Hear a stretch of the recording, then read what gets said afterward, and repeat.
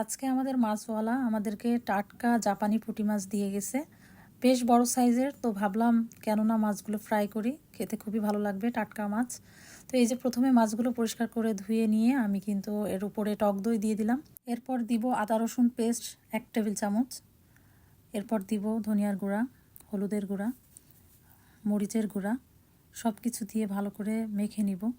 মেখে কিছুক্ষণের জন্য এগুলো ম্যারিনেট করে রেখে দিব। শেষে দিয়ে দিলাম লবণ, দিয়ে দিলাম 2 টেবিল চামচ সয়া সস। আমার সব কিছু দেওয়া হয়ে গেছে। এখন আমি এগুলোকে ভালো করে মাখিয়ে রেখে দিব কিছুক্ষণের জন্য। আমি হাতে একটি গ্লাভস পরে নিলাম, কারণ খালি হাতে যদি মাছগুলো মাখায় আমার হাত জ্বালা করবে, কারণ মরিচের গুঁড়া লাগলে আমার হাত জ্বলে। আবার ভুলে গেছিলাম, তো এর মধ্যে দিয়ে দিলাম গোলমরিচের একটু গুঁড়া।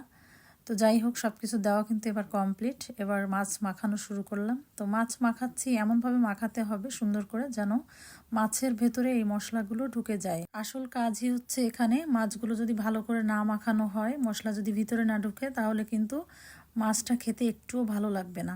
তো এই জন্য আমি ভালো করে মাখিয়ে নিচ্ছিলাম ধীরে সুস্থে। এর মধ্যে কিন্তু আমি মাছগুলোকে এমনভাবে কেটে কেটে দিয়েছি যেন ভেতরে মশলাটা ভালোভাবেই যায়।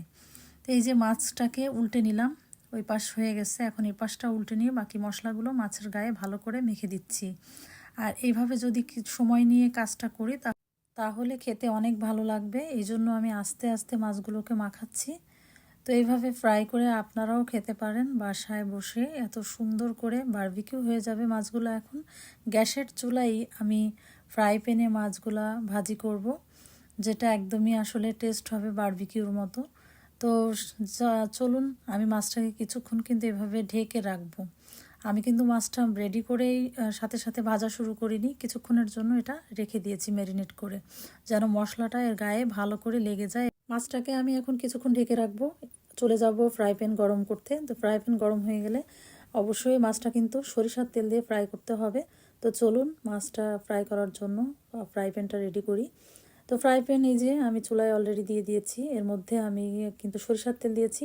অবশ্যই মাছটা সরিষার তেল দিয়ে ভাজার চেষ্টা করবেন, কারণ সরিষার তেল দিয়ে মাছ ভাজি করলে বা ফ্রাই করলে কিন্তু খেতে অন্যরকম একটা স্বাদ লাগে। দেখুন আমার ফ্রাই প্যান কিন্তু মানে ভরে গেছে 1 পিস মাছ দিয়েই, কারণ 2টা মাছ আমি একসঙ্গে কিন্তু দিতে পারবো না, ফ্রাই প্যানে ধরবে না। তো এই জন্য আমি একটা একটা করে ভাজতেছি।